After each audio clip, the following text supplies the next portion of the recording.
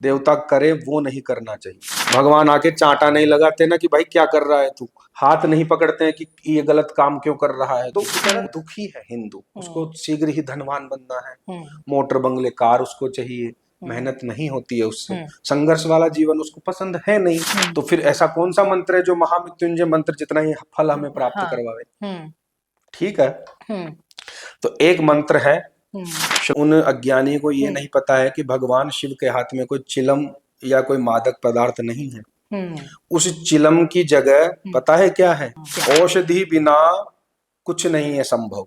इसलिए औषधि और भगवान की सेवा अत्यंत आवश्यक होती है। ये प्रथम प्रहर की पूजा इस प्रकार से होती है और यही क्रम दूसरे प्रहर में चलेगा, यही क्रम तीसरे प्रहर में चलेगा और यही क्रम चतुर्थ प्रहर में चलेगा। तो भगवान को खीर अत्यंत प्रिय है। कम से कम 1.25 किलो दूध से खीर बनावे। किंतु आजकल पॉडकास्ट का यह माहौल बना हुआ है, वातावरण बना हुआ है कि पॉडकास्ट करने वाला भी एक तो इस सनातन धर्म के शास्त्रों से ग्रंथों से थोड़ा अनविज्ञ होता है। तो क्योंकि कहते हैं कि शिवस्य हृदयम विष्णु, विष्णुस्य हृदयम शिवः। भगवान विष्णु के हृदय शिव हैं और भगवान शिव के हृदय भगवान विष्णु है। तो मुझे बताएगा कि मैंने इसका छोर ढूंढ लिया है, इसका आदि या अंत ढूंढ लिया है, तो उसको श्रेष्ठ माना जाएगा।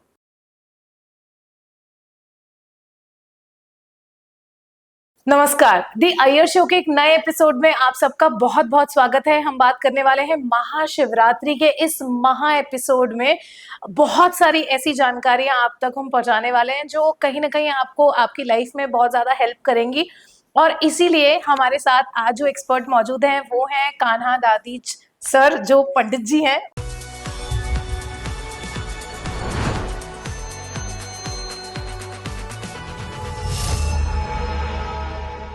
वो हमेशा बोलते हैं कि पंडित जी बोला करिए मुझे। तो पंडित जी आप कैसे हैं? बहुत बढ़िया।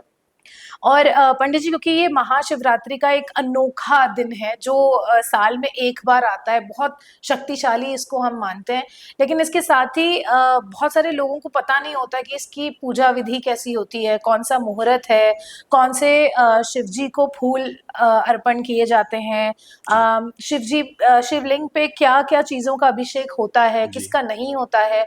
तो उन सारी चीजों के बारे में हम बात करना चाहेंगे जो लोग देखें महाशिवरात्रि के पहले पहले, ताकि वो भी अपने जिंदगी में उसको अमल कर सके। तो सबसे पहले तो पंडित जी मैं ये जानना चाहूंगी कि महाशिवरात्रि जो हम ये पर्व मनाते हैं, इसके पीछे का रीजन क्या है, क्यों मनाते हैं? देखिए, महाशिवरात्रि का जो पर्व है यह 3-4 रात्रियों से जुड़ा हुआ है। हाँ। दुर्गा सप्तशती में एक श्लोक है, काल रात्रि महारात्रि मोह रात्रिश्च दारुणा।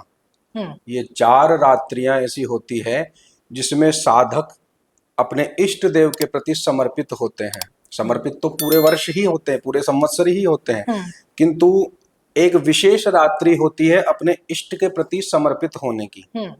तो उस साधक के लिए वह अत्यंत महत्वपूर्ण होती है। साधक के साथ में अन्य जो भक्त जन हैं, जो साधारण पूजा भी करते हैं, गृहस्थ हैं, सन्यासी हैं, जो भी हैं, स्त्री, बालक, वृद्ध, सभी के लिए यह रात्रियां विशेष होती है, जिसमें काल रात्रि, एक तो काली माँ की रात्रि अष्टमी जो काल रात्रि होती है नवरात्र में आती है, और महारात्रि यानी महाशिवरात्रि, मोह रात्रि कृष्ण जन्माष्टमी की रात्रि, और दारुणा यानी दारुण रात्रि।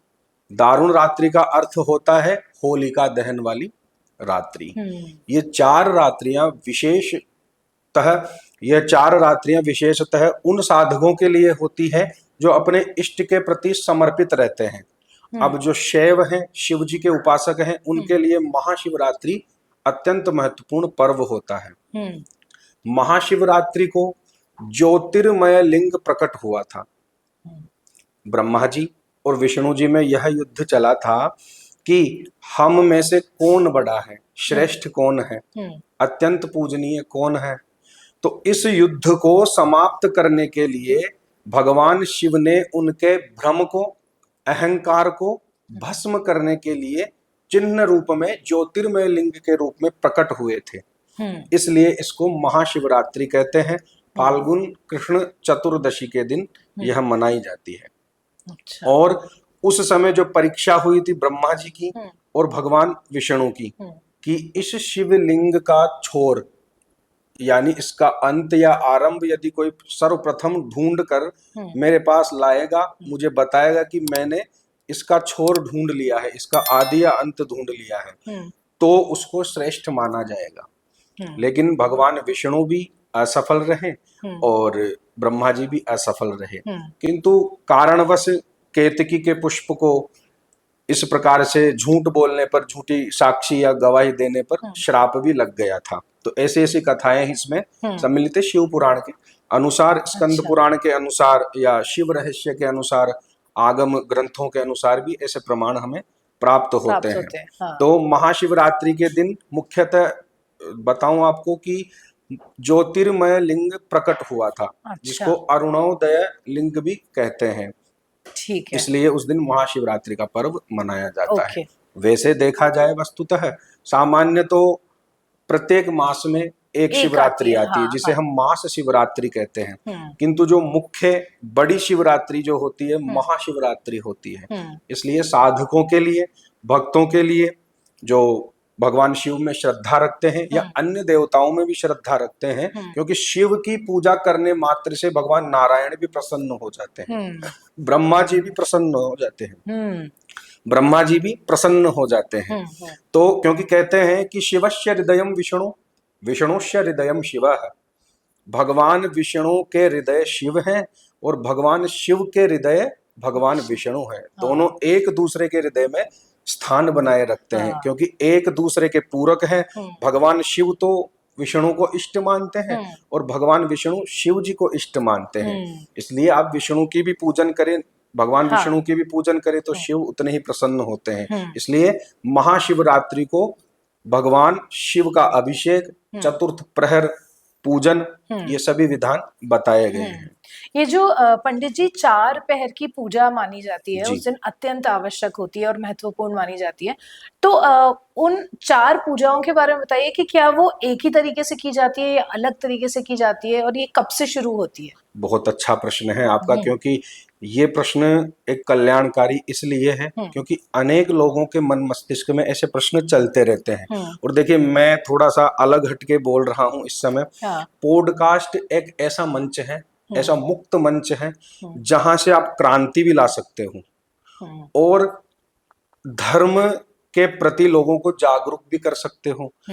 धार्मिक प्रवृत्ति वाले मनुष्यों को, लोगों को, भक्तों को, साधकों को सुसज्जित और स्वस्थ जानकारी भी प्रदान कर सकते हो। किंतु आजकल पॉडकास्ट का यह माहौल बना हुआ है, वातावरण बना हुआ है कि पॉडकास्ट करने वाला भी एक तो इस सनातन धर्म के शास्त्रों से, ग्रंथों से थोड़ा अनविज्ञ होता है, उसको भी कम जानकारी होती है, तो वह क्रॉस जो क्वेश्चंस होते हैं वो नहीं कर पाता है। क्योंकि ऐसा नहीं है कि मैं आपको कुछ बोल गया और आप बोल दोगे कि ठीक है चलो आप बोल दिए तो सही होंगे। जो जानकारी होगी तभी तो मैं आपसे पूछ पाऊंगी, या फिर आपको थोड़ा तर्क भी करना चाहिए। पॉडकास्टर्स को, जो प्रश्नकर्ता हैं, उनको तर्क करना चाहिए। तो मैं थोड़ा हटके बोल लिया इस समय, नहीं। किंतु ये पॉडकास्ट एक ऐसा खुला मंच है, यहाँ से आप क्रांति भी ला सकते हैं और धार्मिक जो जानकारियां होती है वह स्वस्थ रूप से आप सज्जनों के पास और भक्तों के पास भी पहुंचा सकते हो। तो ये जो आपका प्रश्न है कि चतुर्थ प्रहर के जो पूजा होती है उसमें किस प्रकार से अलग अलग भी कर सकते हैं, या एक प्रहर की पूजन भी कर सकता है कोई भक्त, या फिर चारों प्रहर की पूजा करना ही अनिवार्य होता है। देखिए, इस पर परिस्थिति का हमें विचार करना चाहिए। यदि कोई अस्वस्थ है, रोगी है, बीमार है, तो उनको एक प्रहर की पूजन करने का ही छूट दिया गया है। उनको एक छूट दी गई है कि आप एक प्रहर की ही पूजन करें। यदि वह एक प्रहर की पूजन करने में भी असमर्थ है, क्योंकि शरीर ही रहेगा तभी आप धर्म या पूजन कर पाओगे। शरीर नहीं रहेगा तो आप ना पुण्य कमा पाओगे, ना फिर आप धर्म कर पाओगे, ना पूजन कर पाओगे। इसलिए भगवान कहते हैं कि शरीर माध्यम खलु धर्म साधनम।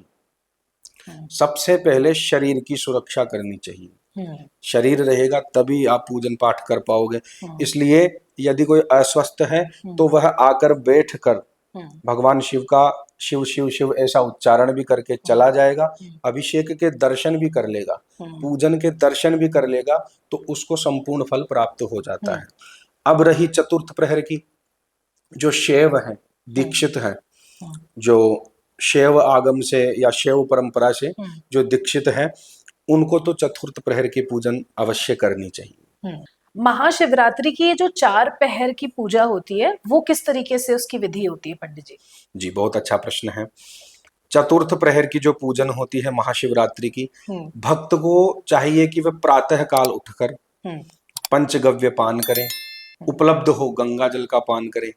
गंगा जल से स्नान भी कर सकता है, पंचगव्य से स्नान भी कर सकता है, दूध दही से भी स्नान कर सकता है, कच्चे दूध दही से स्नान भी कर सकता है। तो शरीर को बाह्य शुद्धि यानी बाहर की शुद्धि और आंतरिक यानी मन की शुद्धि, ये दोनों अति आवश्यक होती है एक भक्त के लिए, एक अर्चक के लिए। तो उनको यह करना चाहिए, दोनों शुद्धि करनी चाहिए। उसके बाद में रात्रि का जो प्रथम प्रहर है, अर्थात प्रदोष काल से ही आप मान लीजिए, तो प्रदोष काल से ही आप प्रथम प्रहर मानकर पूजा प्रारंभ करें। पूजा प्रारंभ करें, पत्नी सहित बैठता है, कोई गृहस्थ पत्नी सहित बैठ सकता है तो पत्नी सहित पूजन करें। ब्राह्मणों के द्वारा रुद्र पाठ से करवाना चाहता हो, अभिषेक करवाते हैं भिन्न भिन्न कामना के लिए, अपनी मनोकामना के लिए, तो ब्राह्मणों को बुलाकर वेद मंत्र के उच्चारण से अभिषेक भी करें, पूजन भी करें। वेदोक्त यदि संभव नहीं होता है, ब्राह्मण को बुलाकर पूजा नहीं करवा सकते हैं, कोई असमर्थ होते हैं या ब्राह्मण उपलब्ध नहीं हो पाता हो, तो उनको पौराणिक मंत्रों से भी वह कर सकते हैं। पौराणिक मंत्र भी याद ना हो तो अब किससे करें फिर? तो उनको नमः शिवाय या फिर शिव शिव शिव ऐसा भी आप बोल सकते हैं। अच्छा। शिव बोलकर जल चढ़ा देवे, शिव बोलकर दूध चढ़ा देवे, शिव बोलकर दही अर्पण कर देवे, शिव बोलकर शहद चढ़ा देवे, शिव बोलकर शर्करा यानी शक्कर चढ़ा देवे, शिव बोलकर शहद चढ़ा देवे, पंचामृत चढ़ा देवे। उसके बाद में शिव शिव शिव शिव ऐसा उच्चारण करके नहलाए, मालिश करे भगवान की। उसके बाद में शुद्ध स्नान करवावे। शुद्ध स्नान के बाद में उनके अंग प्रोंछन करें सूती कपड़े से, जिसे कॉटन कहते हैं, उससे अंग प्रोंछन यानी अंगों को पोंछे, जिस प्रकार से हम अंगों को पोंछते हैं। एक गलती प्राय सभी करते हैं, भगवान के अंगों को पोंछने के बाद में सीधे वस्त्र अर्पण कर देते हैं या सीधे तिलक इत्यादि लगा देते हैं, किंतु ये गलती ना करें। वस्त्र अर्पण से पहले, अंग प्रोंछन के पहले, अंग पोंछने के पहले थोड़ा सा इत्र हाथ में लेना चाहिए, जिसको हम सुगंधित तैलम कहते हैं।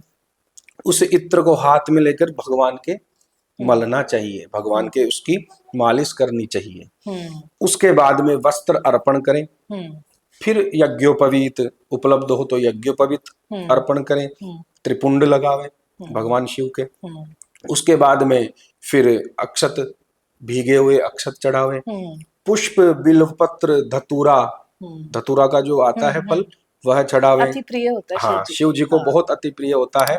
और धतूरे का फल का एक प्रयोग भी होता है, शिव पुराण में ही बताया है कि धतूरे के फल से आप अपने शत्रुओं का नाश भी कर सकते हैं। अच्छा। यदि किसी के शत्रु हैं, अधिक बढ़ रहे हैं, या फिर ऐसे शत्रु, ऐसा नहीं कि मैं किसी को शत्रु मान रहा हूं तो वो शत्रु बन जाएगा, ऐसा भी नहीं है।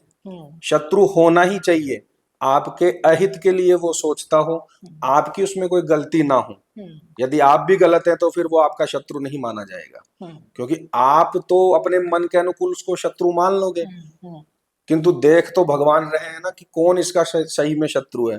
तो शत्रु नाश के लिए, शत्रुओं की बुद्धि नष्ट करने के लिए, शत्रुता मिटाने के लिए धतूरे का फल शिवलिंग पर अर्पण करना चाहिए, ऐसा शिव पुराण में बताया गया है। ये कोई मनमुखी या मन मर्जी वाली बातें नहीं है। हाँ, क्योंकि आजकल हर कोई रेमेडी देने को आ जाता है। आजकल रेमेडीज जो बढ़ गई है, उपाय टोटके ये इस प्रकार से बढ़ गए हैं कि एक बाढ़ सी आ रही है और कोई भी मुंह में से कुछ भी बोल रहा है और लोग पागल हो रहे हैं। तो ऐसा नहीं होना चाहिए। तो उसके बाद में धतूरे का फल अर्क का फल, हम्म, आंकड़े का जो फूल आता है, पुष्प आता है, वह भी अर्पण करें। दोब, दूर्वा, ये भी अर्पण करें। सुगंधित द्रव्य बाद में भी चढ़ावे। हस्तो प्रक्षाल्य यानी हाथ धोकर उसके बाद में आप नैवेद्य अर्पण करें। अब आप मुझसे पूछ रहे अब आप मुझसे पूछेंगे कि नैवेद्य में भी कोई विशेष होता है क्या? हाँ बिल्कुल, क्योंकि महाशिवरात्रि है तो कुछ तो विशेष होगा ही होगा। हाँ। तो नैवेद्य में तस्मै कसमै न रोचते, खीर किसको पसंद नहीं है? तो भगवान को खीर अत्यंत प्रिय है। कम से कम 1.25 किलो दूध से खीर बनावे, जिसमें बादाम, किशमिश, केसर इत्यादि ये जो होते हैं फल, सूखे फल, वो मिलाकर खीर बनावे, गाढ़ी गाढ़ी खीर बनावे और भगवान शिव को अर्पण करें। भगवान अत्यंत प्रसन्न होते हैं खीर के भोजन से। उसके बाद में आचमन करावें, फल निवेदित करें जो ऋतु फल होते हैं, ऋतु में चलते हैं। केला तो सदाबहार है, अनार, सेब, अंगूर, अमरूद, इस प्रकार के फल भी आप अर्पण कर सकते हैं। उसके बाद में जो सभी भूल जाते हैं, तांबूल वीटिका होती है, अर्थात पान का बीड़ा होता है। अब पान का बीड़ा वो नहीं होता है भगवान के लिए कि किसी पान वाले से जाकर बोल रहे हैं कि भैया पान लगा दो भगवान शिव के, तो वो लगाएगा चूना, कत्था वगैरह, ऐसा नहीं हो सकता है। वो डाल देगा कीमाम, इलायची विलायची, ये सब ऐसा नहीं होता है। सिर्फ पान के अंदर, पान के पत्ते के अंदर इलायची, सुपारी थोड़ी सी, एक लौंग, ये बनाकर बीड़ा बनाकर भगवान शिव को अर्पण करना चाहिए। उसके बाद में फिर दक्षिणा, दक्षिणा यानी पैसे, जो प्रचलित मुद्रा है, जैसे 1 रुपया, 1000 रुपया, 1100 रुपये, करोड़ों तक, कितना भी जितनी श्रद्धा हो उतनी आप चढ़ा सकते हैं। तो दक्षिणा अर्पण करें। उसके बाद में भगवान शिव का ध्यान करें। भगवान शिव का ध्यान करके उसके बाद में भगवान शिव की आरती उतारें। भगवान शिव की आरती उतार सकते हैं और आरती करके कीर्तन करें, जागरण करें। ये प्रथम प्रहर की पूजा इस प्रकार से होती है और यही क्रम दूसरे प्रहर में चलेगा, यही क्रम तीसरे प्रहर में चलेगा और यही क्रम चतुर्थ प्रहर में चलेगा। अब चारों प्रहर में फिर भिन्नता क्या हुई? जैसे किसी की मनोकामना है कि मेरे व्यापार में वृद्धि नहीं हो रही है, व्यापार में रुकावट आ रही है, धन कमाते हैं किंतु शीघ्र ही नष्ट हो जाता है, तो उसको धन के लिए प्रथम प्रहर में गन्ने के रस से भगवान शिव का अभिषेक करना चाहिए। दूसरे प्रहर में यदि किसी के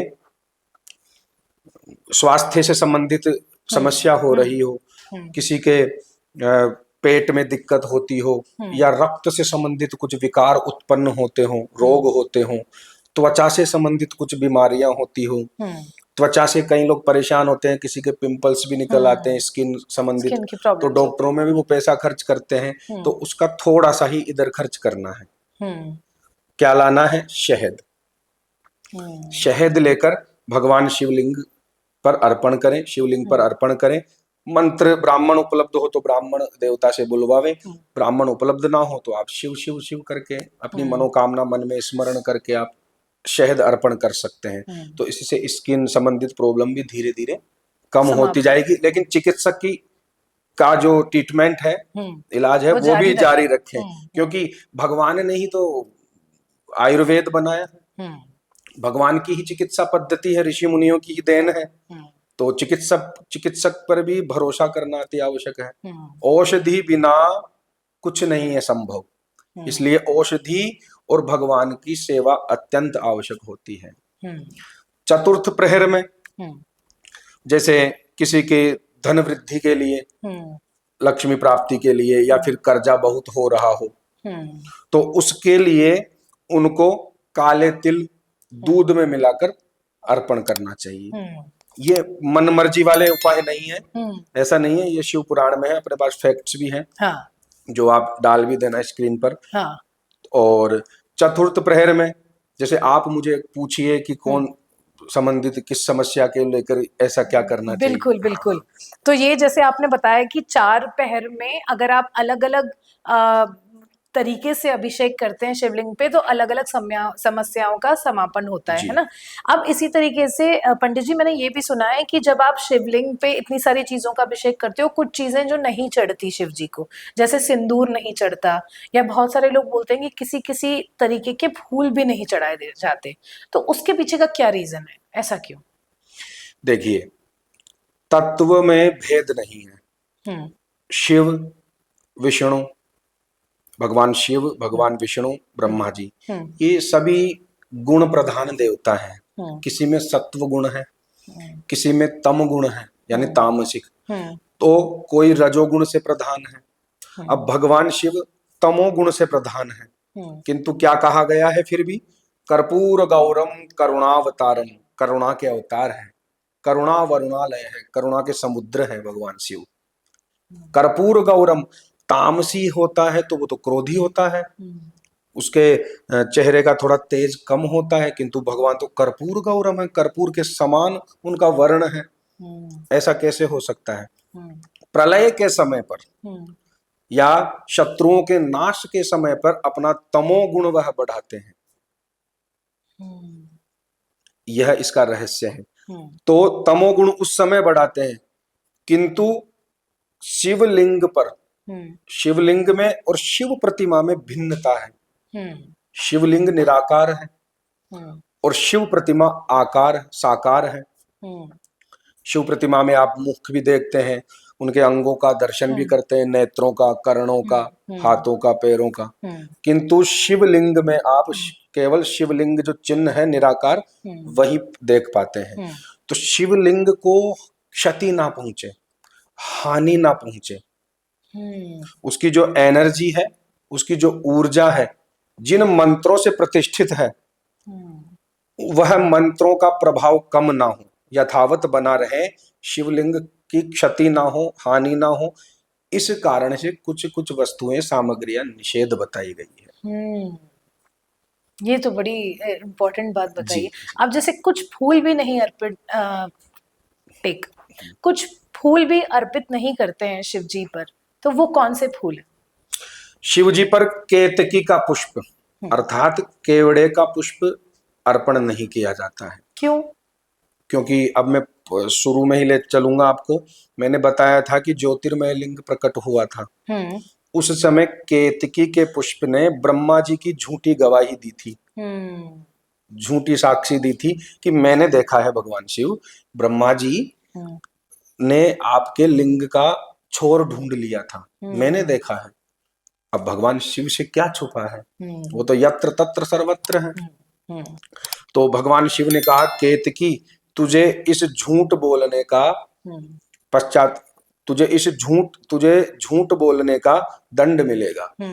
तू कभी भी मेरे को प्रिय नहीं होगा, भक्त जन मेरी पूजा करेंगे तो तेरा पुष्प मेरे पे अर्पण नहीं करेंगे, उन भक्तों को महापाप लगेगा। अब जैसे कुछ कुछ जगहों पर पंडित जी शिव जी पर भस्म भी चढ़ाई जाती है, और इसके साथ ही बहुत सारी जैसे मदिरा चढ़ाने का भी लोग बोलते हैं।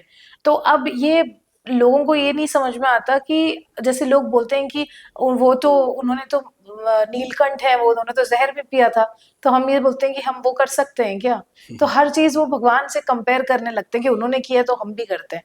तो ये जो भस्म की बात है, ये जो ये नशे की बात है, ये भक्तों को किस तरीके से समझाया जाए कि नहीं करना है या करना है, आप बताइए। बहुत अच्छा प्रश्न किया है आपने, क्योंकि काफी विकृति आ चुकी है शिव जी को लेकर। हाँ। अब देखिए, नशे पते वाले जो होते हैं ना, जो गंजेड़ी वगैरह होते हैं, जो चरसी होते हैं, उनको तो एक बहाना चाहिए होता है। वो बम बम बोले बोल के अपना शुरू हो हाँ। जाते हैं। अच्छा, चित्र भी आजकल हमने देखे हैं कि सुल्पी सी एक वो आती है, चिलम सी आती है, भगवान शिव के हाथ में ले रखी है, किंतु उन मूर्खों को ये नहीं पता है, उन अज्ञानी को ये नहीं पता है कि भगवान शिव के हाथ में कोई चिलम या कोई मादक पदार्थ नहीं है। उस चिलम की जगह पता है क्या है? क्या? एक गूढ़ रहस्य है। बाएं हाथ में भगवान श्रृंगी धारण करते हैं। सींग की एक विशेष प्रकार की बजाने की बनती है ना, सींग की साउथ में बजाई जाती है अधिकतर, वह भगवान हमेशा रखते हैं, उसको श्रृंगी कहा जाता है।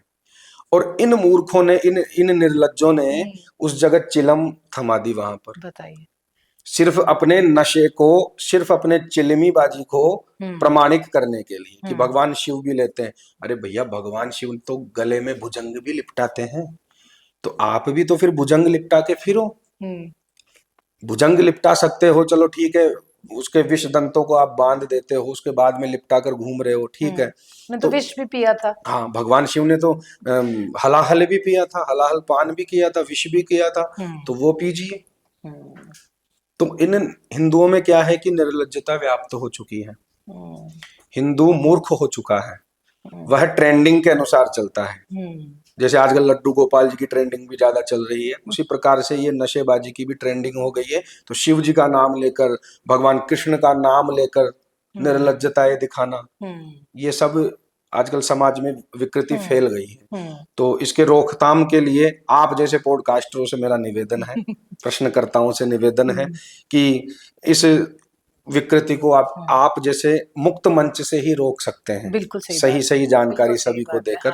तो मैंने आपका चैनल भी देखा है, कई बार आपके रील्स भी देखता हूँ, वीडियो भी देखता हूँ, तो आप एक प्रमाणिक ही तथ्य प्रस्तुत करने का प्रयास करते रहते हैं, तो मुझे बहुत अच्छा लगता है। मुझे लगता है अगर धर्म सही तरीके से सामने आएगा तो अधर्म वैसे ही पीछे हट जाएगा। हाँ। जी जी। पंडित जी, जो महाशिवरात्रि होती है उस दिन बहुत सारे लोग व्रत रखते हैं, है ना? तो उसमें भी कुछ नियम होते होंगे। बहुत सारे लोग ये सोचते हैं कि चाय कॉफी पी सकते हैं क्या, या व्रत के नाम पे बहुत सारे फल खा लेते हैं, या अलग अलग तरीके के साबूदाने की खिचड़ी भी बन रही है, खीर भी बन रही है, तो क्या खाना चाहिए और क्या नहीं खाना चाहिए? देखिए, व्रत परिचय में एक ग्रंथ है व्रत परिचय, उसमें स्पष्ट रूप से बताया है, और एक निर्णय सिंधु नामक ग्रंथ है, धर्म सिंधु नामक ग्रंथ है, और श्रीमद् भागवत पुराण में भी प्रारंभ में ही व्रत की जो विधियां है वह बताई गई है कि क्या भक्ष्य है, क्या अभक्ष्य है। तो निराहार, फलाहार और एक भुक्त, इस प्रकार की श्रेणियां बांटी गई है व्रत में। तो निराहार है यदि शरीर में सामर्थ्य हो, शरीर में शक्ति हो, यदि वो कर सकता है तो निराहार व्रत करें, जल इत्यादि त्याग कर करें, अन्न का, फल का, सभी का त्याग करके फिर वह व्रत कर सकता है यदि सामर्थ्य हो। फिर भी छूट क्या दी गई है? कमजोरी के कारण, कमजोरी के कारण यदि मूर्छित होने का आभास हो रहा हो, चक्कर आ रहे हो, तो वह थोड़ा थोड़ा जलपान कर सकता है। फिर भी नहीं हो रहा हो सहन, तो फिर आप दूध का पान कर सकते हो। दूध का पान कर सकते हो, या घी से ऐसी वस्तु बना लेवे गाय के घी से, जिसे आप पान कर सकते हो, खा सकते हो। और फिर आता है फलाहार। यदि सामर्थ्य हो, यदि शक्ति हो, तो फिर वो फलाहार पर भी रह सकता है। फल में जैसे सेब, केले या अंगूर, ऐसे फल हो जिनसे भूख मिटे ना, थोड़ी थोड़ी भूख रहनी चाहिए और तुरंत पच जाए। भाई, शारीरिक तप मुच्यते, शारीरम तप मुच्यते, भगवान कृष्ण कहते हैं गीता में कि शारीरिक तप है व्रत करना, ये शरीर का तप है। तो जब भूख ही नहीं लगेगी तो फिर काय का व्रत हुआ है? शरीर को कष्ट होना चाहिए, शरीर को थोड़ा थोड़ा कष्ट का आभास होना चाहिए। आप देखते हैं लोग व्रत प्रारंभ करते हैं तो प्रथम व्रत करते हैं तब उनको तो हालत खराब हो जाती है, लेकिन धीरे धीरे उनको अभ्यास हो जाता है। फिर सही बात है, तो थोड़ा थोड़ा कष्ट सहन करते करते फिर बड़ा कष्ट भी सहन कर सकते हैं। तो धीरे धीरे तपस्या का अभ्यास है यह। तो इस प्रकार से व्रत कर सकते हैं। अब जैसे महिलाएं जो की पीरियड्स में है उस टाइम पे, तो क्या उनको भी व्रत करना चाहिए या नहीं करना चाहिए? देखिए, व्रत नैमित्तिक होते हैं, काम्य व्रत होते हैं, कामना के अनुसार होते हैं, या फिर पहले से चलते आ रहे हों सांकल्पिक जो व्रत होते हैं, जिनमें संकल्प लेके मनोकामना को बोलकर संकल्प लिया गया हो कि मैं प्रत्येक वर्ष महाशिवरात्रि का व्रत करूंगी या व्रत करूंगा। तो उनके लिए, अब स्त्रियां हैं तो मासिक धर्म बोला गया है इसको, मासिक के आगे धर्म बताया गया है, रजो धर्म, मासिक धर्म। तो व्रत करना जितना धर्म है उतना ही मासिक धर्म के नियमों का पालन करना भी धर्म ही है। इसलिए मासिक धर्म के समय पर स्त्रियों को क्या करना चाहिए?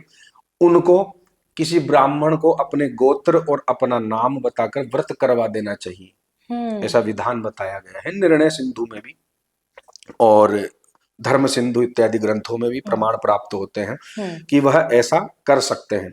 या फिर अपने पति को भी कह सकती है स्त्रियां। अविवाहित हो तो अपने भ्राता को, भाई को भी कह सकती है, अपने रिश्तेदार को कह सकती है कि आप मेरे निमित्त यह ईमानदारी से व्रत कर दीजिए, मैं आपको इसके एवज में दक्षिणा भी दूंगी और आपका यह उपकार कभी भूलूंगी भी नहीं।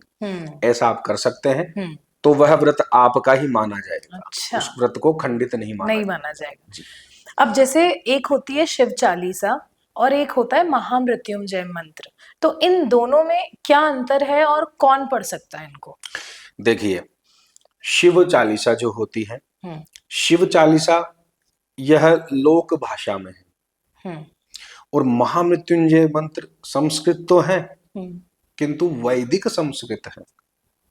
एक तो संस्कृत हो गई लेकिन वह वैदिक व्याकरण से वह मंत्र बने हैं। ऋषियों ने तो उन मंत्रों का दर्शन किया है, लिखा नहीं है। स्वयं के द्वारा निर्मित वेदोक्त मंत्र स्वयं के द्वारा नहीं है, अपौरुषीय है, किसी पुरुष के द्वारा बनाए गए मंत्र नहीं है। तो भगवान भी ब्रह्मा जी को अभ्यास करवाते हैं। ब्रह्मा जी ने अभ्यास किया, उसके बाद में वेद मंत्रों को ऋषि मुनियों को, दृष्टाओं को दिया। उसके बाद में फिर वेद बने, यजुर्वेद, उसके बाद में फिर विभाजन, ऋग्वेद से फिर यजुर्वेद, अथर्ववेद, सामवेद इत्यादि ऐसे हुआ। तो वैदिक मंत्र का यह नियम है। महामृत्युंजय मंत्र को आजकल कैसेटों में भी बजाया जा रहा है और अशुद्ध उच्चारण भी हो रहा है। दंतव्य, तालव्य, मूर्धनी, 3 प्रकार के श होते हैं। एक तो स, एक श और एक श। 3 प्रकार के होते हैं। तो इनकी जिनको इनका उच्चारण ही नहीं पता होगा वो मंत्र का उच्चारण कैसे कर पाएगा? मंत्र के अर्थ का अनर्थ हो जाता है। वह मंत्र फिर शुभ परिणाम नहीं देगा, अशुभ परिणाम ही देगा। इसलिए वेदोक्त मंत्र का किसी प्रशिक्षित ब्राह्मण से ही जप करवाना चाहिए। शिव चालीसा है, शिव चालीसा स्त्री भी पढ़ सकती है, कन्याएं पढ़ सकती हैं, वृद्ध पढ़ सकते हैं, बालक पढ़ सकते हैं, सभी वर्ण के पढ़ सकते हैं, पुरुष वरुष सब पढ़ सकते हैं शिव चालीसा को। किंतु उसका भी उच्चारण शुद्ध होना चाहिए। किसी से उच्चारण सीखें, स्वयं को इतना ज्ञानी ना माने क्योंकि बिना गुरु के ज्ञान नहीं प्राप्त हो सकता है। तो स्वयं को ज्ञानी ना समझकर पहले उसका अभ्यास करें, फिर उसको मध्यम गति से नित्य ही पाठ करें। महामृत्युंजय को स्त्रियां नहीं पढ़ सकती हैं। अच्छा। महामृत्युंजय मंत्र को क्यों? क्योंकि वह वेद मंत्र है। वेद मंत्र को स्त्रियों को पढ़ने का स्पष्ट रूप से शास्त्रों में निषेध बताया गया है। तो पुरुष किस उद्देश्य से पढ़ते हैं इसे? अच्छा, पुरुष भी नहीं पढ़ सकते हैं? तो फिर कौन पढ़ सकता है? बहुत अच्छा प्रश्न है। पुरुष वही पढ़ सकता है जिसको वैदिक शिक्षा प्राप्त हो। वैदिक शिक्षा में भी यज्ञोपवीत की दीक्षा प्राप्त हो, जनेऊ धारण करता हो, शिखा, तिलक, कंठी, यज्ञोपवीत और नित्य गायत्री संध्या उपासना करता हो। तो जो वैदिक मार्ग में हो, वैदिक शिक्षा को प्राप्त किया हो गुरु परंपरा से सही ढंग से, वही वेद मंत्र पढ़ सकता है, अन्य किसी को अधिकार नहीं है। अच्छा। अब आप मुझसे बोलोगे कि ये तो भेदभाव हुआ पंडित जी, ये तो अच्छी बात थोड़ी है कि ब्राह्मण ही पढ़ेंगे इन मंत्रों को, ये तो ठीक बात थोड़ी है। हाँ। इसके लिए भगवान ने भेदभाव नहीं किया है, इसको व्यवस्था कहते हैं। सभी के स्वभाव, सभी के गुण और सभी के जो अंग होते हैं, संरचना होती है शरीर की बनावट, वह भिन्न भिन्न पाई जाती है।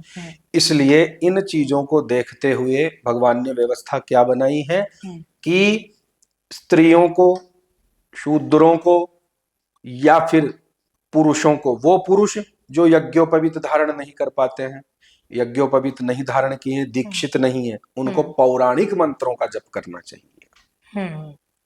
अब आप मुझसे फिर से पूछेंगे, हाँ। आप मुझसे पूछ भी रहे थे पहले हाँ। कि जब महामृत्युंजय मंत्र पढ़ ही नहीं पाते हैं हम्म। तो फिर ऐसा कौन सा मंत्र है जो महामृत्युंजय मंत्र जितना ही फल हमें प्राप्त हाँ। करवावे। हम्म। ठीक है, हम्म। तो एक मंत्र है, श्लोक है, वो मैं उच्चारण भी कर देता हूं धीरे धीरे और आप स्क्रीन पर भी डाल दीजिएगा। बिल्कुल। मृत्युंजय महारुद्र त्राहिमाम शरणागतम जन्म मृत्यु जरा रोगैः पीडितम कर्म बंधनैः। इस मंत्र के जप से, इस श्लोक के जप से महामृत्युंजय जप जितना ही फल प्राप्त होता है। अर्थात इसका अर्थ है मृत्युंजय महारुद्र, हे महारुद्र, हे मृत्युंजय, त्राहिमाम शरणागतम, मेरी रक्षा कीजिए, मुझे अपनी शरण में लीजिए। जन्म मृत्यु, जन्म और मृत्यु का जो बंधन है इससे मुक्त कर दीजिए, मुझे मोक्ष की प्राप्ति हो, मुझे आपके धाम की प्राप्ति हो, शिवलोक की प्राप्ति हो। जन्म मृत्यु जरा रोगैः, जरा पीड़ा, बाधा, रोग, व्याधियां, यह सब मेरे शरीर में व्याप्त हो तो वह शीघ्र ही नष्ट हो जाए। पीडितम कर्म बंधनैः, ये आने जाने का जो बंधन है ना, जन्म मृत्यु का, कर्म का जो बंधन है, इससे भी मुझे मुक्त कर दो। इतनी बड़ी प्रार्थना इस 2 पंक्तियों के श्लोक में है। तो महामृत्युंजय के पीछे क्यों पड़े हैं लोग? क्यों पड़े हैं? क्योंकि ट्रेंडिंग है। कईयों ने बता दिया, अधर्मियों ने, कि महामृत्युंजय जप कर लो, इतने तुम्हारा ये हो जाएगा, अरे इतने महामृत्युंजय जप कर लो तुम्हारा ये कल्याण होगा। उन खुद को महामृत्युंजय मंत्र का अर्थ भी नहीं पता, उच्चारण ही नहीं आता हो तो वो अर्थ क्या बताएंगे। सही बात है, सही बात है। अगर महामृत्युंजय जप की किसी ने विधि भी देखी होगी तो न्यास होते हैं सर्वप्रथम, हृदय न्यास, ऋष्यादि न्यास, अंगादि न्यास, कवच इत्यादि होते हैं। उसके बाद में महामृत्युंजय जप का प्रारंभ करते हैं ब्राह्मण लोग। तो इतने नियम होते हैं। तो कारक और तारक 2 प्रकार के मंत्र होते हैं। तारक मंत्र होते हैं जिन्हें आप शुद्ध अवस्था में कर सकते हैं, चलते फिरते कर सकते हैं, बैठ के भी कर सकते हैं, खाने से पहले भी कर सकते हैं, और कोई भी कर सकता जैसे है। कृष्ण आए वासुदेव आए। हाँ जी। और जैसे शिव शिव शिव शिव शिव, हाँ, शंभु शंभु शंभु, ऐसा। और अब कारक मंत्र क्या होते हैं? महामृत्युंजय मंत्र कारक मंत्र है, इसका उच्चारण और जप हर कोई नहीं कर सकता है। यदि वह प्रशिक्षित भी हो गया हो, किंतु यदि दीक्षित नहीं हो तो वो नहीं कर सकता है। जैसे ओम नमः शिवाय भी कहते हैं कि गुरु से ही ये मंत्र लेना चाहिए, बीज मंत्रों को इस तरीके से पढ़ने से उसको वो बैकफायर कर सकता है। अब लोग तो इतने निर्लज्ज हो चुके हैं कि अगर अब ये आपकी जो रील डलेगी या वीडियो डलेगा, इस पर भी कमेंट आएंगे कि भगवान तो भाव के भूखे हैं, ये सब नहीं देखते हैं भगवान। लेकिन उन मूर्खों को नहीं पता है कि वो पार्वती जी से ज्यादा थोड़ी विद्वान है, वो पार्वती जी से ज्यादा थोड़ी सिद्ध है, वो जगत जननी है। नारद जी ने उन्हें भी ओम से रहित मंत्र दिया था, शिव पुराण में है। अब शिव पुराण प्रदीप मिश्रा थोड़ी पढ़ता है, वो तो कुछ भी टोट के बता के निकल जाते हैं। लेकिन जो भक्त हैं बेचारे दुखी हैं, उनकी भी गलती नहीं है। हिंदू इतना दुखी हो चुका है कि शॉर्टकट अपनाता है, फिर वो लाल मिर्ची भी शिवलिंग पर चढ़ा देगा अगर कोई बता देगा तो। इलायची पानी पी लेता है। हाँ, इलायची पानी लगा देगा, कोई कैसा कर देगा। तो इस समय ऐसा चल रहा है। तो बेचारा दुखी है हिंदू, उसको शीघ्र ही धनवान बनना है, मोटर बंगले कार उसको चाहिए, मेहनत नहीं होती है उससे, संघर्ष वाला जीवन उसको पसंद है नहीं। तो मूर्खता में फंसकर, शॉर्टकट में फंसकर वह फिर शिव जी पर लाल मिर्ची टिकाता है, कभी क्या कभी क्या सिंदूर, कभी सिंदूर टिका रहा है। तो ये प्रदीप मिश्रा जैसे जो लोग हैं, लोगों ने ऐसे किया है मंच के माध्यम से, तो ये सर्वथा निषेध है और अशास्त्रीय है और गलत है। अब जैसे पंडित जी, इसमें भी बहुत सारी चीजें आ जाती हैं। जैसे पंडित जी, एक होता है शिवलिंग और एक होता है ज्योतिर्लिंग, इन दोनों में से कौन सा ज्यादा शक्तिशाली होता है और इन दोनों का अंतर बताइए। बहुत अच्छी बात है, बड़े गहराई वाले प्रश्न कर रहे हैं आप, और अच्छा भी लग रहा है कि कोई ऐसा जिज्ञासु बैठा है सामने कि जिसके मन में ऐसे भी प्रश्न उठ रहे हैं। अब देखिए, ज्योतिर्लिंग है स्वयंभू, यानी किसी सिद्ध महात्मा द्वारा या सिद्ध के द्वारा प्रतिष्ठित हो या फिर स्वयं प्रकट हो, उसको स्वयंभू कहते हैं। तो ज्योतिर्लिंग की महत्वता अलग है, और एक शिवलिंग होता हम्म है तो दोनों प्रतीक चिन्ह, हम्म है तो दोनों ही शिवलिंग, हम्म किंतु दोनों की महत्वता इसलिए भिन्न है कि एक तो घर में हम्म उसका आकार, उसकी नाप, हम्म उसकी विधि माननी पड़ेगी, उसका नियम हमें मानना पड़ेगा। हम्म और एक है हम्म ज्योतिर्लिंग, किसी ज्योतिर्लिंग का आकार इतना भी है, हम्म किसी का इतना है, किसी का इतना भी है। हम्म, द्वादश ज्योतिर्लिंगों में देखोगे आप, किसी हाँ का लिंग का आकार इतना है, हम्म किसी का ये मोटा है, हाँ। सोमनाथ जी का और इनका। कुछ कुछ मंदिरों में ये भी है कि जो ज्योतिर्लिंग है वो खुद से ही उनका जो आकार है वो बढ़ता जा बढ़ता रहा भी है। है। हाँ, इसका हाँ साक्ष्य है फोटोज के साथ। जी जी। हाँ। तो इस प्रकार से तो उनके लिए नियम घर वाले नियम नहीं लगते हैं। हम्म तो इनमें महत्वपूर्ण दोनों ही हैं। हम्म यदि आप ज्योतिर्लिंगों के दर्शन नहीं कर पा रहे हैं हम्म किसी कारण वश हम्म या असमर्थता के कारण, तो आप घर पर भी शिवलिंग रखकर उनके दर्शन करें, उनका अभिषेक करें, उसी में ज्योतिर्लिंगों का ध्यान करें। अच्छा। यदि आप समर्थ हैं और जानबूझ के ही ज्योतिर्लिंग पर नहीं जा रहे, क्योंकि आजकल एक ट्रेंड और चल रहा है, मैं बता देता हूँ, भगवान ने तो हमारी डोर ही नहीं खींची, लगता है भगवान बुलाना ही नहीं चाहते हैं इस समय हमें, तो ये एक बहाना है न जाने का। हम्म आप लोग सोचिए, कहते हैं जब बुलावा आता है आप तभी जा तभी सकते हो। जा अरे सकते हैं। आप कर्म तो करो जाने का खुद से, खुद से टिकट तो करो। टिकट तो करो, अपना समय तो निकालो, भगवान से ऊंचे तो आप बने हुए हो। अच्छा, ये कितना आसान है पंडित जी कि हम कुछ नहीं करते और भगवान पे डाल देते हैं कि बुलावा नहीं आया, नहीं हमको नहीं बुलाया अभी। क्योंकि भगवान आके थप्पड़ नहीं रखते ना, भगवान आके चांटा नहीं लगाते ना कि भाई क्या कर रहा है तू, हाथ नहीं पकड़ते हैं कि ये गलत काम क्यों कर रहा है तू। उसका दंड वो उस लाठी से देते हैं जिसमें आवाज नहीं आवाज नहीं होती। होती। हाँ।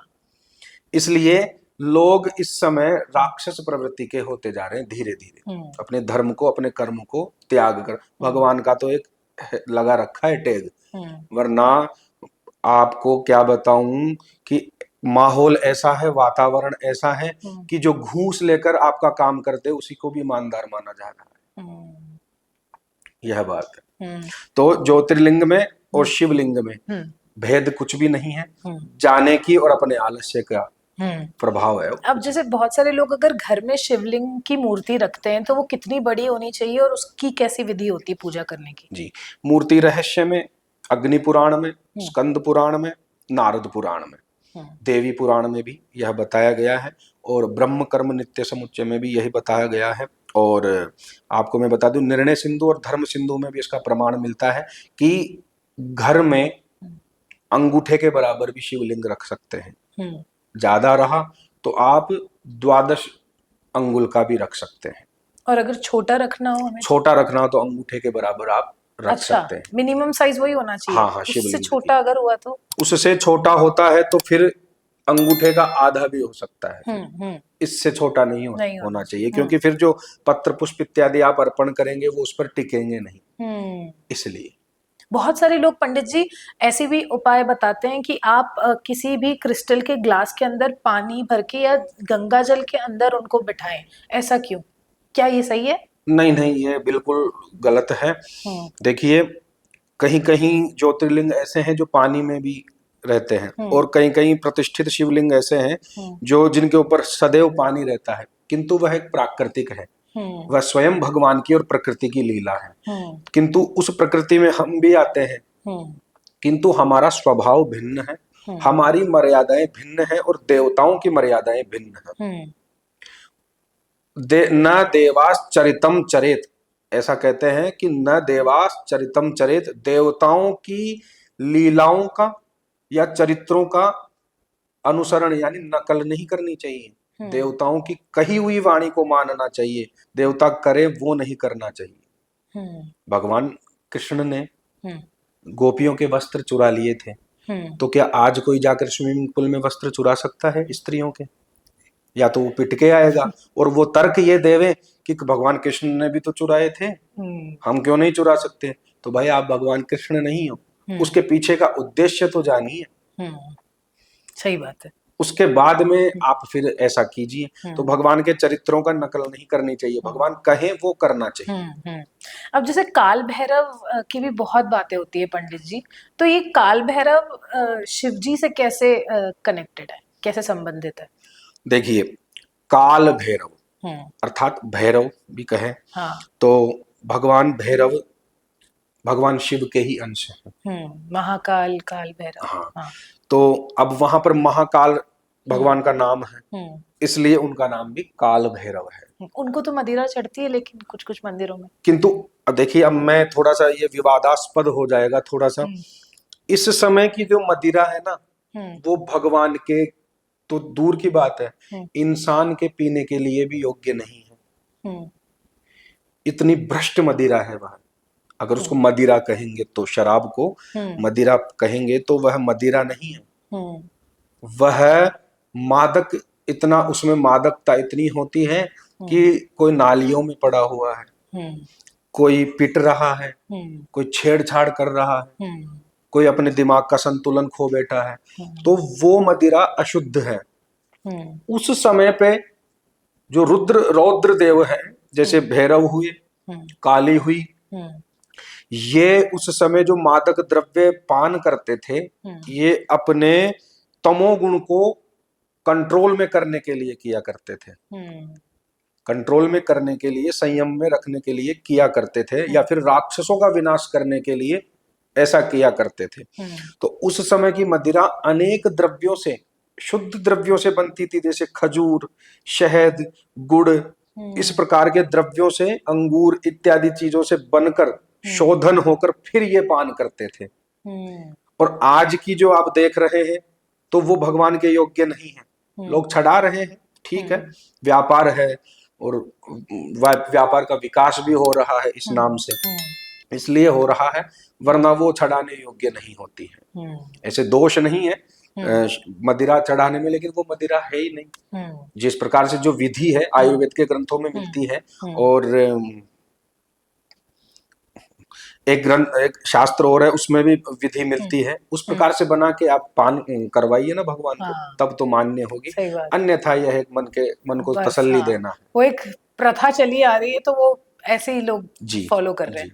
अब जैसे भस्म चढ़ाया जाता है शिव जी को, और ऐसे भी कहते हैं कि भूतों की जो सेना के राजा हैं वो भी शिव जी हैं, तो ये क्या है सर?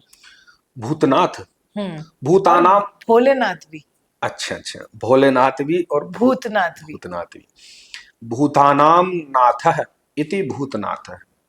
भूतानाम, भूत गण भी, इनको भी भूत कहते हैं। भूत कहते हैं समस्त प्राणियों को भी। भूत है पंच महाभूत, जो पंच तत्व हैं, अग्नि, आकाश, वायु, जल और पृथ्वी।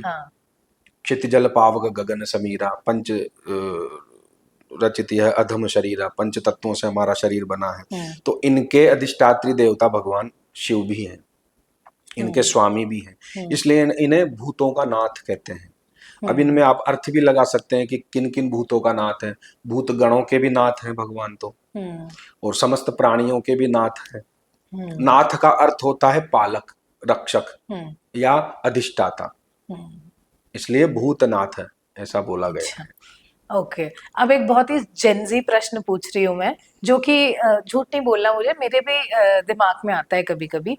जैसे ठीक है, महाशिवरात्रि होती है तो हम देखते हैं कि बहुत अभिषेक जो होता है एक बड़े वॉल्यूम में होता है ना। कोई दूध चढ़ा रहा है, कोई अनार का जूस चढ़ा रहा है, अलग अलग चीजें।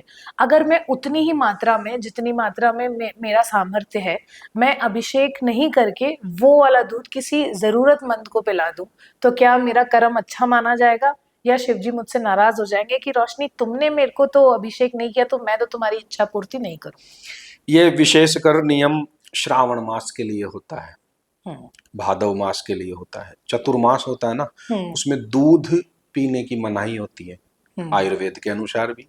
और क्योंकि उस समय क्या होता है कि कीड़े मकोड़े चारे में होते हैं, जो घास फूस होती है उसमें कीड़े मकोड़े रहते हैं, और कीड़े मकोड़े उस समय प्रजनन भी करते हैं। तो उन जो विषैले कीड़े मकोड़े हैं, बैक्टीरियाज हैं, वो पशुओं के, जो दुधारू पशु होते हैं, गाय भैंस बकरी इत्यादि, इनके दूध शरीर में चले जाते हैं, किंतु वो नष्ट नहीं होते हैं। श्रावण माह की बात बता रहे हैं ना? श्रावण या फिर चतुर्मास, चारों मास। अच्छा। तो उसके बाद में वह क्या होते हैं कि गाय के दूध से तो उस समय का कुछ दूध, शुरू शुरू का दूध या बहुत मात्रा में दूध भगवान शिव को अर्पण किया जाता है, क्योंकि उस विष को तो शिव ही पचा सकते हैं। अच्छा। और हम यदि पीते हैं उस दूध को, ठीक है, उस समय बीमार नहीं होंगे, किंतु बीमारी फिर धीरे धीरे कुछ ना कुछ बढ़ती रहती है, छोटी से लेके बड़ी बीमारी भी हो सकती है। इसलिए ऐसा विधान बनाया गया था उस समय, क्योंकि आज के वैज्ञानिकों को तो कुछ पता ही नहीं है।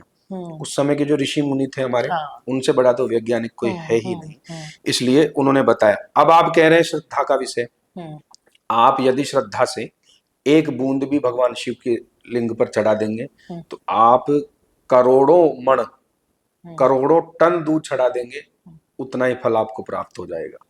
किंतु दो भेद हैं इसमें। यदि आप 1.25 लीटर दूध चढ़ाने में समर्थ हो और कृपणता यानी कंजूसी करके अगर एक बूंद चढ़ा रहे हो तो आपको दोष लगेगा। बात दूसरी यह है कि वही 1.25 लीटर दूध किसी गरीब को दे दे तो क्या हमें उसका फल प्राप्त होगा? 1.25 लीटर दूध जब आप गरीब को दे सकते हैं, इतने समर्थ हैं, तो आप 1.25 लीटर दूध अलग से एक भगवान शिव के लिए भी ले सकते हैं। इधर भगवान शिव जी की का नियम और पूजा का भी काम हो गया, उधर उस गरीब का भी भला हो गया। तो लेकिन दान बड़ा है कि शिव की भक्ति? दोनों बड़े हैं। दोनों में से एक चुनिए। दोनों में से एक चुना जाए तो दान भी यदि विधि वाला हो, शास्त्रोक्त हो, तो फल देता है, क्योंकि भगवान ने गीता में कहा है कि राजसी दान, तामसिक दान और सात्विकी दान, 3 प्रकार के दान होते हैं। तीनों का फल प्राप्त होता है, किंतु जिस गुणवत्ता में हमें फल प्राप्त हो, जिस स्तर से फल प्राप्त हो, वो फल प्राप्त नहीं होता है तामसिक दान में। आप किसी को 1.25 लीटर दूध दान कर दिए, अनुभव कीजिए, कल्पना कीजिए कि आप किसी को 1.25 लीटर दूध दान कर दिए, वो दूध वो 1.25 लीटर आपके सामने थोड़ी पिएगा, उस दूध को वो बेचेगा, जाके बेच के दारू पी लेगा, फिर दोष किसको लगा? तो उसका दोष हमें लगेगा, आपको ही लगेगा, क्योंकि आपने पात्र का विचार नहीं किया। जो शेरनी का दूध है, कहावत है ना, वो सोने के पात्र में ही ठहरेगा, अन्य में फट जाएगा। तो दान के लिए पात्र भी होना चाहिए। लेकिन हमने तो अच्छे विचार से दिया था सामने वाले को, जरूरतमंद समझ के। विचार तो आपके अच्छे हैं, किंतु उस विचार से वह बिगड़ भी तो गया, उसको तो दारू का प्रबंध तो हो गया। तो उसकी प्रवृत्ति हुई ना, मैंने तो अपनी नियत साफ रख के दिया। आपकी नियत तो उसमें साफ है, हाँ। अच्छी बात है, हाँ। किंतु दान पात्र में ही रुकेगा। पात्रता का विचार करने के लिए भगवान कृष्ण ने भी कहा है कि दान तो सुपात्र को देना चाहिए, कुपात्र को नहीं देना चाहिए। कुपात्र को दिया हुआ दान थोड़ा सा फल तो देगा, किंतु उससे ज्यादा आपको दोष भी लग जाएंगे। भाई किसकी जिम्मेदारी है अपने बच्चों की परवरिश करने में? माता पिता की। और माता पिता उसको लाड प्यार में बिगाड़ बिगाड़ के, आजकल भोजन करते हैं तो मोबाइल चाहिए बच्चों को, वरना वो भोजन नहीं करेगा। तो किसने बिगाड़ा? माता पिता ने। शुरू से मोबाइल ही दूर रखते उससे, तो वो भोजन प्रेम से करता। अरे भाई, आपने भी तो शुरू में बिना मोबाइल के भोजन किया था। बिल्कुल सही बात है। तो उसके जिम्मेदार अब वो माता पिता के बच्चों से प्यार नहीं करेंगे तो फिर किससे करेंगे? डांटेंगे थोड़ी, बच्चों की मांग तो पूरी करेंगे ना, किंतु बच्चा बिगड़ रहा है, ये भी तो देखिए। तो जिम्मेदार माता पिता हुए। इस प्रकार से पात्र का आपको चयन करना पड़ेगा। पंडित जी, वो कौन सी ऐसी वस्तुएं या खाने के पदार्थ हो सकते हैं जिनको दान करने से हमें पुण्य की बजाय पाप लगता है?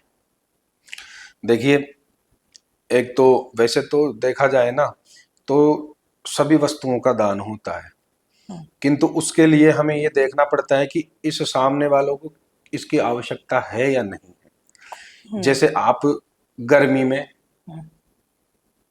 में अगर आप दान कर रहे हो कंबल का, तो वो तो व्यर्थ है। और सर्दी में आप दान कर रहे हो, बर्फ का या फिर ठंडे पदार्थ का, वो भी व्यर्थ है, क्योंकि कंबल को ले जाके वो गर्मी में पटकेगा और ठंडे को ले जाकर वो पटकेगा, दोनों व्यर्थ गए। सीधा सा ये अंतर। आवश्यकता जिसकी है वही दान देना चाहिए। जैसे एक ब्राह्मण है, ब्राह्मण को आवश्यकता होती है धोती, कुर्ता, यज्ञोपवीत, अंग वस्त्र, हम्म भोजन की व्यवस्था, अन्न की, हम्म या घर में खाने पीने की जो शुद्ध चीजें हैं हम्म उनकी। ऐसा नहीं कि आइसक्रीम भी दान कर रहे हैं, मैगी फ्रूटी भी दान कर रहे हैं, वो दान में नहीं गिना जाता है। अच्छा, हाँ। अगर कोई छोटा बच्चा हमारे पास आके बोल रहा है कि दीदी पेस्ट्री खिला दो, दीदी ये कुछ खाने को खिला दो, तो उसको वो खाना दान में नहीं गिना जाएगा। क्यों? वो एक परमार्थ माना जाएगा कि चलो इसको, इसकी मन की तसल्ली को बट सोचकर उसका हमने पेट दे तो दिया। उससे भी भर रहा है ना। पेट भरा होगा, उस दान को दान नहीं माना जाएगा। दान में श्रद्धा, परिस्थिति, शुद्धि और नियम ये सम्मिलित होते हैं, तब जाके वह दान बनता है। अब कोई बच्चा अगर मेरे पास आया मार्केट में जो भूखा है और सब लोग कुछ खा रहे हैं, उसको वो खाना है, मान के चलो एक सैंडविच खाना है, तो अब मैं ये देखूंगी कि अभी मेरी 5 जो चीजें हैं वो मैंने पूरी करी है, तभी मैं इसको दान दूंगी, तो वो भूखा रह जाए वो चलेगा मेरे लिए। लेकिन अगर मैं ये सोच रही हूँ कि यार जरूरत इसको अभी खाने की है, जो इसको चाहिए, चलो एक दिन, रोज तो देखो ये सैंडविच नहीं खाता होगा, रोज तो ये दाल रोटी खाता भी होगा कि नहीं क्या पता, तो मेरी तरफ से अगर वो चीज हो रही है तो उस समय अच्छा कर्म नहीं माना जाएगा वो। सैंडविच खाकर उसका रोज नहीं खाता हो और उसका पेट गड़बड़ हो गया हो, बीमार हो गया हो, अगर वो खुश हो गया हो और उसका पेट नहीं खराब हुआ खुश हो, हो गया हो, तो फिर वो परोपकार है, दान में नहीं माना जाएगा। अच्छा फिर भी नहीं माना जाएगा? दान में तो वही वस्तुएं मानी जाएगी जो शुद्ध है और जो शास्त्रों में बताई गई है। जैसे कि स्वर्ण, सोना। अरे सर खुद नहीं खरीद पा रहे सोना है, दान में देना है यहाँ पे? लेकिन ऐसा नहीं कि दो, ऐसा थोड़ी है कि भाई देना ही पड़ेगा। भूमि, अरे यार ये तो सर बहुत बड़ी बड़े बजट के ऊपर वाली दान वाली भूमि चीज। हमारे खूब दान में आई हुई है। आज भी पता नहीं कितनों की भूमि है हमारे पास, तो सब दान में आई है। खुद की लेकिन भूमि नहीं किसी है? समय पर, किसी समय पर हाथी, घोड़े, फिर तो हम कुछ दान ही नहीं कर पाएंगे किसी को। गाय। तो सर आप दे दीजिए ना हमें दान में। दान आपके को, साथ। दान का पर्यायवाची होता है प्रतिग्रह। हम्म प्रतिग्रह वही ले सकता है हम्म जो नित्य संध्योपासना करता हो। दान तो लेना ठीक है, लेकिन दान को पचाना बहुत कठिन है। मैं स्वर्ण ले लूंगा आपसे, हम्म लेकिन उस स्वर्ण के निमित्त, आपके निमित्त, हम्म यदि मैं उतनी संख्या में जप, हवन इत्यादि नहीं कर पाया, तो वह सोना मेरे लिए कलयुग का बहुत बड़ा रोग बन जाएगा। वही सोना मेरे को नष्ट कर देगा, वही सोना मेरे शरीर में बीमारी उत्पन्न करना शुरू कर देगा। तो दान ऐसा नहीं है कि मजाक का खेल है। ऐसा नहीं है कि फिर भी ब्राह्मण लालच के उसमें ले लिया दान, या फिर आपने स्टेटस बनाने के लिए सोना दान दे दिया हो। दोनों ही दाता और दान लेने वाला दोनों ही नरक तक में जा सकते हैं। दान के तो ऐसे ऐसे इतिहास है पुराणों में। तो एक राजा थे जो नित्य ही करोड़ों गायें दान करते थे। अब एक गाय किसी ब्राह्मण को दान की उन्होंने, उस ब्राह्मण से, ब्राह्मण के घर से वह गाय चुपके से वापस आके राजा के घर में आ गई, राजा की गौशाला में आ गई। अब राजा की गौशाला में आ गई तो गायों को पहचानना मुश्किल, इतनी गायों को। तो वही गाय दूसरे दिन किसी ब्राह्मण को राजा ने दे दी। अब वह ब्राह्मण जो प्रथम दिन दान लेके गया था, वह उस ब्राह्मण से लड़ रहा है कि ये तो मेरी गाय है, कि मेरी क्या गलती है, वो तो राजा ने दान की है। तो उस ब्राह्मणों को, विवाद को मिटाने के लिए राजा ने क्षमा भी मांगी, सब कुछ किया, मैं आपको हजारों गाय दे दूंगा इसके, कि नहीं राजा, ये नियम है नहीं। तो वह राजा एक दान के खातिर, उस एक दान के प्रायश्चित के रूप में कीड़ा मकोड़ा बना था, गिरगिट बन गया था। ये गलत बात। अच्छा एक बात बताइए मुझे कि गलतियों को माफ नहीं करते क्या? देखिए एक चीज बताऊं, ये रिश्तेदारी, ये नातेदारी, ये प्रेम व्रेम, ये सब है ना, यहाँ पर है। वहां पर नियम चलते हैं। नियम के बाद में फिर प्रेम है। बट हम तो भगवान के बच्चे हैं ना, ईश्वर के जी। तो अगर बच्चे से गलती हो जाती तो ईश्वर माफ नहीं करते उनको, तो कीड़ा मकोड़ा बना देते? ठीक है, रावण को माफ कर सकते थे क्या राम जी? तो वो अपनी गलती नहीं स्वीकार रहा था। इन राजा ने तो बोला ना कि मुझे माफ कर दो, 1000 गाय और ले लो, गलती हो गई उनसे। गलती यह हुई, जानबूझ के तो नहीं किया। जी बहुत अच्छी बात है। गलती यह हुई कि उन्होंने परखा नहीं, दान की भी एक विधि होती है, उस विधि का पालन नहीं किया। उनको जिन गायों को दान करना था या जो दान कर चुके थे वो चिन्हित होती है,